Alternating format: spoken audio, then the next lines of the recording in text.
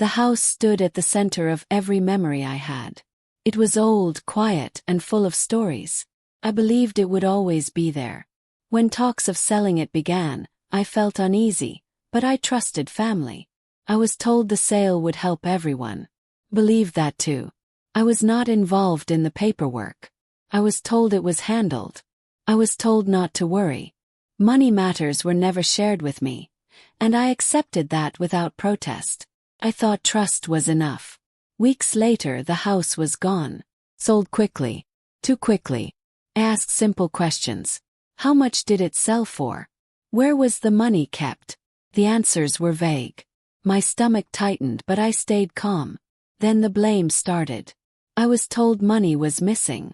I was told my delay caused problems. I was told my silence meant guilt. I stood there stunned as eyes turned cold. I wanted to shout. I wanted to explain. But something felt wrong.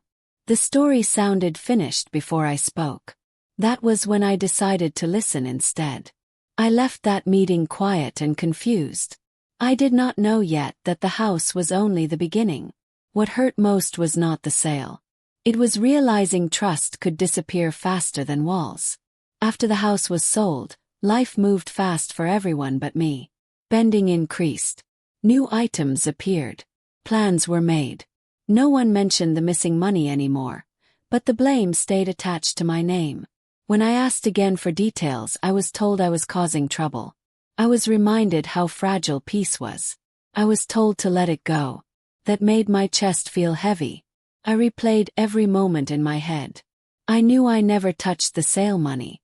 I knew I signed nothing. Still, the story around me grew stronger without facts. Family gatherings felt tense.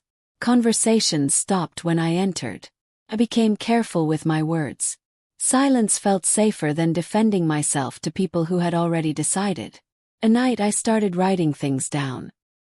Comments. Small changes in behavior. I remembered who pushed for the sale and who rushed the process. I did not accuse. I observed. I realized the house had value beyond money. Held proof. Records. Timelines. The faster it was sold, the faster people wanted to move on. I did not move on. I waited. I watched. I learned.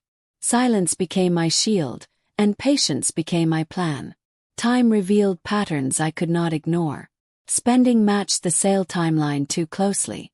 Promises were paid for with confidence, not explanation. I noticed who avoided questions and who grew defensive. I quietly requested copies of old documents. Some were missing. Others were incomplete. That mattered. Paper does not disappear by accident. I remembered a rushed meeting before the sale. I remembered pressure to sign quickly. I remembered being told it was urgent. At the time I believed it was stress. Now I saw it was control. I never raised my voice. I never accused anyone directly. I simply collected facts. I learned how property sales worked. I learned how money moved after closing. I learned where trails usually ended. Family members spoke about me when they thought I was not listening. They said I was bitter. They said I wanted attention. That hurt, but it also confirmed something important. They were protecting a story, not the truth. One night I found a copy of a transfer record. It did not match what I had been told. My hands shook, but my mind cleared. The house was sold. The money was spent. And I was not the one who touched it. Once I saw the first clear record, everything changed. I no longer doubted myself. I trusted what I knew. I focused on accuracy, not emotion. Compared dates carefully. The sale closed on one day. Large purchases followed soon after. The gap was too small to ignore. I marked everything down. I noticed how confident everyone sounded when money was flowing. Confidence faded when questions appeared. I stayed quiet during arguments. Silence let people speak freely.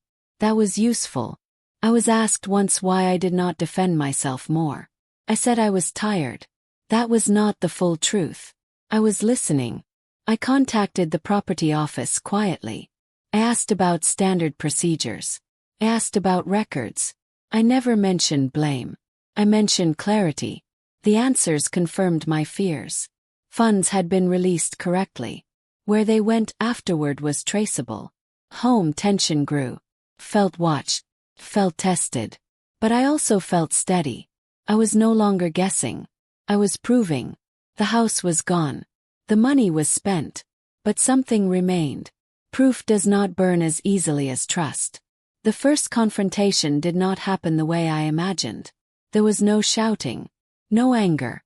Just silence when I asked one careful question. I asked where the final statement was kept. No one answered right away. Shifted. Breaths changed. That moment told me everything. I did not push further. I already had enough to continue. Pressure makes people hide. Time makes them slip. I organized my notes neatly. I saved copies in more than one place. I learned not to depend on memory alone. Memory can be denied. Paper cannot. Family life continued as if nothing was wrong. Meals were shared. Smiles appeared. But the truth sat under the table with us. I realized something important then. I was no longer afraid of blame. I was prepared for truth. They sold the house. They spent the money. Kept the proof. And I was just getting started. After that quiet question, things changed around me. Conversations felt forced. Smiles came late. I knew I had crossed an invisible line just by asking. Still, no one spoke to me directly about it. I continued my normal routine, but I watched closely. I noticed how money problems suddenly became my fault again. When bills came up, eyes turned to me. When stress rose, my name followed. I stayed calm. I did not argue. I simply wrote everything down. Every comment, every accusation, every date. One afternoon, I overheard a conversation that was not meant for me. Tone was sharp. Someone said the sale should have been faster. Someone else said things would have been easier if I had stayed quiet forever. That sentence stayed with me. I realized then that silence had protected them before, but now it protected me. The more they spoke freely, the clearer the story became. That night, I backed up every document again. I knew I was moving closer to something they did not want uncovered. I decided to test the story they told about me. I asked simple questions again, but this time in front of others. Nothing aggressive. Just calm curiosity. The answers did not match what I had been told before. Details changed. Amounts shifted. Timelines bent. I watched confusion spread quietly. Someone laughed nervously and said I worried too much. Another said I should focus on the future, not the past. But no one answered clearly. That told me everything. Later I checked the sale records again. I compared them with bank timelines I had managed to get access to. The numbers lined up perfectly. Too perfectly. The money had moved in parts. Not all at once. That explained why it was harder to notice. It also explained the sudden spending over time. I did not feel angry anymore. Felt focused. This was not a mistake. This was a plan. And I was the one chosen to carry the blame so others could walk free. Pressure started to grow. I was warned to stop asking questions. I was told I was hurting the family image. I was reminded how much unity mattered. That word, unity, was used like a weapon. I was told to apologize. For what no one could clearly say. Just that piece needed it. I refused quietly. That refusal changed how people treated me. Distance replaced warmth. I was excluded from decisions. I was spoken about not to. Still, no one confronted me directly. They feared something. I could feel it. I spent nights organizing timelines again and again. Checked for gaps. Found none. Everything pointed the same way. The house sale date. The money release date. The spending dates. They told one story. True one. And it did not include me as the thief. One day someone slipped. They complained about money running out too fast. They mentioned an amount they should not have known. I asked how they knew that figure. Silence followed. The room felt heavy. Someone changed the topic quickly. But it was too late. That number matched my records exactly. I excused myself and went outside. My hands shook, not from fear but from certainty. I no longer needed more proof. I had enough. What I needed now was timing. I knew if I revealed everything too early, they would twist it. If I waited too long, the story might harden against me. So I waited for the right moment, when denial would collapse under its own weight. The moment came sooner than expected. A request was made for more money. Funds were low. Tension rose. Blame returned to me again. That was when I spoke. Not loudly. Not emotionally. Just clearly. I said I had records. I said I had timelines. I said the money trail was clear. I did not accuse anyone by name. I simply said the truth would explain itself. Faces changed. Voices dropped. Someone laughed too hard. Someone else went silent. I did not show my documents yet. I let the idea of proof sit in the room. That night, I slept peacefully for the first time in months. They sold the house. They spent the money. And now they knew I had proof. The story was no longer under their control. After I said I had proof, nothing felt the same. People watched their words around me. Jokes stopped. Whispers increased. I was no longer ignored. I was observed. No one asked to see the documents. That surprised me. Instead, they tried something else. Kindness appeared suddenly. Offers to talk. Invitations I had not received in months. I accepted none of them. I knew guilt often wears a friendly mask. I stayed polite but distant. At night I reviewed everything again. I wanted no mistakes. Truth only works when it is clean. Someone suggested a family meeting. They said it was for healing. I knew it was for control. Still I agreed to attend. Refusing would look suspicious. Before the meeting I made extra copies of my records. I stored them safely. I told myself to stay calm no matter what happened. When the meeting started, the room felt tight. Everyone spoke carefully. Words like misunderstanding and confusion were used often. I listened quietly. Then someone said the money issue had hurt everyone and that blame should be shared. Shared blame is what people suggest when they know the truth cannot be denied. The meeting went in circles. Stories changed slightly each time. Dates were mixed up. Amounts were guessed. No one mentioned exact figures anymore. That was when I realized something important. They were afraid of numbers. Numbers do not bend. I asked one question. Just one. I asked for the final sales statement. The silence was long and loud. Someone said it was lost. Someone else said it was with a lawyer. Another said it was not needed anymore. I nodded slowly. I did not argue. I said I already had a copy. The room shifted. Chairs moved. Breathing changed. I felt eyes on me from every direction. I did not show anything yet. I simply said the copy showed the full amount and the release date. I said the spending after that date matched the amount exactly. Someone stood up suddenly and said this conversation was going nowhere. That was panic. I left the meeting knowing the balance had changed. I was no longer defending myself. They were defending a lie. After that night, pressure turned into fear. I received calls asking me to explain what I meant. I was told I was misunderstanding things.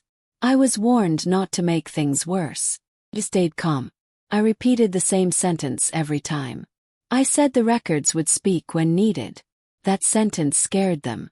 One person tried to bargain. They suggested moving on and forgetting the past. They said peace was more valuable than truth. I asked if peace required lies. There was no answer. I noticed people watching me more closely. I noticed sudden interest in my schedule. Became careful. Proof is powerful, but only if protected. I scanned documents. I saved backups. I trusted nothing to chance. At the same time, cracks appeared between them. Could see it. Stories did not match anymore. Tension rose among those who once stood united. Blame began to shift inside their circle. That is what truth does. Does not attack. Wait. One afternoon I was asked to speak privately. The tone was softer than before. Regret was hinted at, but never clearly stated. I listened without interrupting. I was told mistakes were made. I was told stress had affected decisions. I was told intentions were good, even if outcomes were bad. I asked one thing. I asked who received the money. The answer never came. Instead, I was asked what I wanted. That question angered me more than shouting ever could. I did not want money. I wanted my name cleared. Said that. The room went quiet again. I realized then that the truth scared them more than any punishment. If the truth came out, their image would collapse. I walked away knowing they would not confess willingly. I would have to let the proof speak publicly. And I was ready. The next step required patience. I did not rush. Rushing creates mistakes. I waited for the moment when denial would no longer work. That moment came when someone accused me again, this time in front of others. They said I delayed payments. They said I caused problems. I calmly said I would share the records soon. That was enough. Fear spread quickly. Messages followed. Meetings were requested. Apologies appeared, still without truth. I did not respond. I prepared everything carefully. Timelines, statements, transfers. Clear and simple. I knew once I revealed it, there would be no turning back. They sold the house. They spent the money. And soon, everyone would see the proof. I chose the moment carefully. I did not want chaos. I wanted clarity. I shared the records in a simple way, without anger or extra words. I sent them to those who mattered and said nothing else. The reaction was slow at first. Silence followed. Then questions began. Not for me but for them. I watched the story break apart piece by piece. Dates matched too well. Amounts were exact. There was no room to twist it. Some people reached out to me quietly. They asked if it was true. I told them to read the records for themselves. I refused to explain beyond that. That hurt some feelings, but it protected the truth. I noticed how quickly blame shifted. Those who once pointed at me now avoided eye contact. The same mouths that accused me grew careful. Still no one apologized yet. The proof did not shout. Simply existed. And that was enough. Meetings followed. Tense ones. Voices rose. Excuses filled the room. Stress was blamed. Confusion was blamed. Even love was blamed. But numbers stood firm. I stayed quiet through most of it. I only spoke when asked direct questions. I answered with facts, not feelings. Someone tried to say I misunderstood how money works. I showed the timeline again. Someone said it was a shared decision. I showed who signed and who did not. The truth left no space to hide. I felt strange during those moments. Not happy. Not angry. Just clear. I had carried blame for months. Watching it fall away felt heavy, not freeing. Trust does not return quickly once it breaks. I realized something then. Winning does not always feel like victory. Sometimes it feels like loss in a different shape. Apologies began slowly. They came in pieces. Some were quiet. Some were rushed. Some were filled with excuses. I accepted none of them fully. An apology without truth is only fear dressed nicely. I was asked what I wanted now. The question returned again. I answered the same way as before. I wanted my name cleared everywhere it had been damaged. That was harder than returning money. Some people resisted. They said reopening old wounds would hurt everyone. I reminded them that wounds heal only when cleaned. More records were checked. More lies were uncovered. The story everyone believed could no longer stand. I watched relationships shift. Alliances broke. Silence grew between people who once protected each other. I stayed outside of it all. I had done my part. The truth was out. Life did not return to normal. Changed shape instead. I was treated differently now. With caution. With regret. With distance. Some avoided me out of shame. Others tried to act like nothing happened. Let them. Focused on rebuilding myself. I slept better. I spoke freely again. The weight on my chest lifted slowly. Still, trust did not come back easily. Once broken, it does not heal the same way it was before. I learned something important during that time. Silence is powerful, but truth is stronger when it finally speaks. I did not celebrate. I did not gloat. I simply lived honestly again. That felt like enough. Looking back, the house was never just a house. It was a test. Test of character. Test of loyalty. A test of who people protect when money is involved. They chose comfort over truth. I paid the price until proof changed everything. Kept my records. Kept my patience. Kept my dignity. They sold the house. They spent the money. Kept the proof. And when the truth came out, it did not destroy them the way they feared. It only revealed who we all really were. After everything came out, time slowed down. People stopped calling as often. Messages became short. The noise faded, and what remained was quiet truth. I spent time alone, thinking about how fast trust can fall apart. I remembered the house again. The walls. The rooms. The feeling of safety I once had there. Losing it hurt, but losing belief in people hurt more. Some family members tried to rebuild bridges. They spoke carefully now. They admitted they had chosen sides too quickly. I listened, but I did not promise anything. Healing does not come from words alone. Comes from changed behavior. I learned that standing still in truth takes more strength than fighting back in anger. I had wanted justice, not revenge. That difference mattered. I also learned I did not need everyone to understand me anymore. I only needed the truth to be clear. That clarity gave me peace. Money was discussed again, but this time honestly. It could not fix what was broken, but it closed one chapter. I accepted what was rightfully mine and nothing more. Some thought I should demand more. I refused. I did not want guilt money. I wanted closure. I noticed how respect returned quietly. People asked before speaking about me now. My name was no longer used carelessly. Still distance remained. Some bonds do not survive truth. Accepted that. Focused on my future. Planned carefully. I trusted slowly. I kept records not out of fear but out of wisdom. I stopped replaying the past every night. Sleep came easier. My thoughts felt lighter. I was no longer defending myself. I was living again. Months passed. The story faded from daily talk, but its impact stayed. Decisions were slower now. Transparency became necessary. Silence no longer hid things. I was invited to gatherings again. I attended some. I declined others. I chose peace over appearances. I noticed how people watched me differently. Not with suspicion but with awareness. They knew I would not be easy to blame again. Had changed too. I spoke up earlier. Asked questions. I trusted facts over feelings. The house was gone, but I had gained something else. Confidence rooted in truth. Sometimes I wondered what would have happened if I had stayed silent forever. If I had accepted the blame and moved on. I knew the answer. The lie would have lived on. Truth does not always come quickly, but it waits for those willing to carry it. I was glad I waited. I was glad I kept proof. Today, when I look back, I no longer feel anger. Feel clarity. I understand now that money reveals hearts faster than words ever can. They sold the house. They spent the money. Kept the proof. And because of that, I kept myself.